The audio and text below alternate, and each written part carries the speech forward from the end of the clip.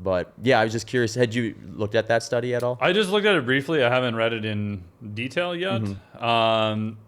My takeaways were similar to yours, that I would have expected more of a speed and power kind of drop off. But if I remember right, they were trained, but they were not like super high level people either.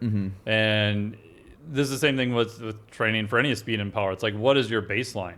You know, if your baseline is you haven't done a lot of speed and power training, so you're at a much lower level, then nothing's probably going to make that much of a difference, right? If you're at a very high level, now you're more sensitive to it, and a small drop off is going to be more present, right? So some of the work I did with cyclists, we would put them on a ketogenic diet, and even like speed and power, like ability to pass people, that kind of stuff. Like if they were an average, I'd say okay rider, it didn't really change a whole lot.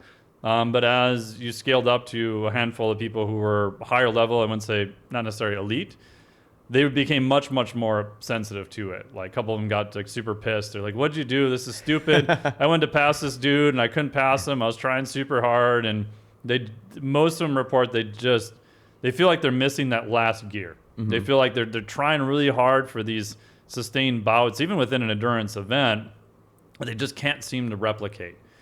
So I think the higher level athlete you scale up to, that's going to become more important.